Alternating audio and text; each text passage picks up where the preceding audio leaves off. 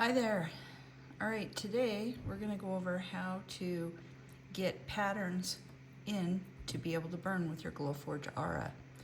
I subscribe to the Glowforge software. It's pricey, but I feel like it's worth it because the biggest reason, well, there's two big reasons. One, I have access to all of their patterns.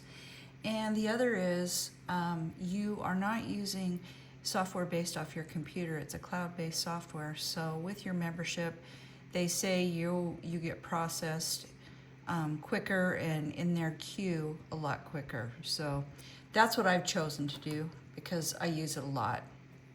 So for this first one, we're just going to find a pattern on Glowforge. I'm going to show you how to get it in. So this is what your dashboard will look like. These are things that I've already cut before. These are their popular things, so they say. And down here are their latest designs. So we're going to go down to latest designs and we're going to pick one of those. So I'm going to click on view all. And then this, these go by best selling. I want to choose, I'm going to do this drop down menu here, and I'm going to choose new to old because I keep up on these pretty good, and so I want to see the newer stuff. All right, so here we go, and you'll notice there's also paper products in here. Your Glowforge Aura will cut paper nicely as well, but we're going to go for one of their patterns that's wood. Let's get rid of this advertisement. So I like these folk art dog earrings. So the first thing I'm always going to do is go under view details. And the things that I want to make sure about, the biggest thing is assembly size right here. Now, of course, earrings, we know they're going to be small, but what you have to keep in mind here is you can't have anything that goes over 12 inches because that is the maximum. 12 by 12 is the maximum that the bed of the Aura can accommodate. It does have a pass-through slot. We may talk about that in the future. I haven't had a lot of luck with that.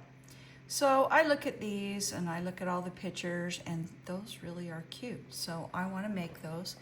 And you can see over here it says free with premium. So I have the premium membership. If I didn't have it and like this pattern, I would have to pay $4.99. So again, for me, I use this enough and use their patterns enough that it is worth it to me. I cannot remember how much the membership costs. I'm going to look that up and have it in a future video for you. So I've decided I like this, so I'm going to come in, I'm going to add it to my dashboard. And it will come up here.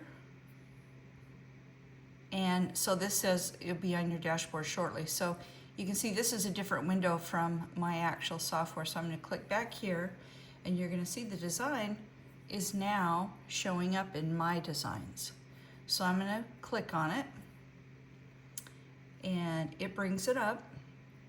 Now I'm not connected to my machine right now. I'm going to connect to it later on another video. Right now I just want to show you how to get things in to cut them.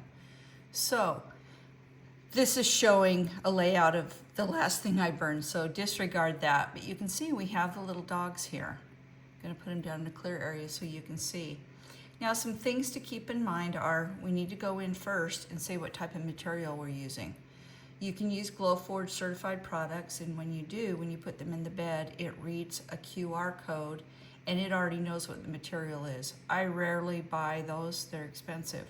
So I buy 3mm wood off of Amazon.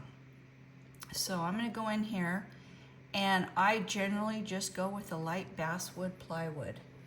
That setting seems to work really great for all the things that I cut, because again, your Glowforge Aura just doesn't have a lot of flexibility to cut different products. Like you can cut acrylic, but you can't cut clear acrylic. So, all right, I'm going to zoom in a little bit here because I want you to be able to see this. Okay, so you can see these little guys. Now, another thing to keep in mind, and we'll be talking about this a lot, is resizing. These are earring size. So the way I know the size is I can click on one, and then I'm going to come up here to where the measurements are, and it's going to tell me the size of these. Now, I could make them bigger. However, if I do that, it is going to alter the little hole here for the hardware that goes on to make them earrings. And that comes into play in a lot of patterns, especially patterns that have joints and that fit together. If it says it's the pattern's for 3mm wood, well, that's what it's for. And so you can't make those really bigger or smaller or your joints won't fit. We will go over in a future video a pattern that's like that.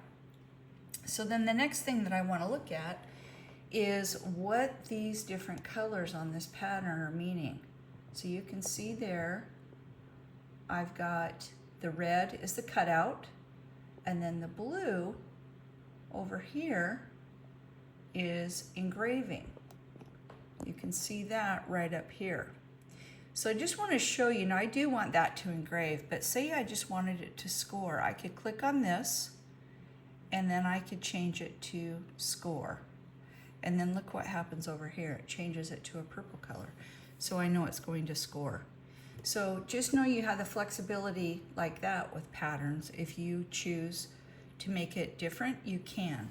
So according to this, it's going to cut the outside, it's going to cut the tiny holes where the hardware goes in, and it's going to score, but I want to change it back to engrave because I think that will look better. And then of course our colors change. So the other thing you want to do when you're moving things around, you don't want to accidentally resize them. So I'm going to grab both of these, and let's say I did accidentally resize them. I want it back where it was. Go up here to the undo, and I found just be careful. If you can hit the undo button, then it will take it back originally where it was, and you don't have to mess with it or wonder if it's the right size. So I'm going to bring this up here, and again, when I fire up the machine, this will be a clean piece of wood. Now let's say I want to make 3 pairs. Well, I'm going to do the same thing. I'm going to highlight these, and then I'm going to click on it, and I can do copy, and then click again and paste. So you can see how it does that, and then I can make more than 1 pair at a time.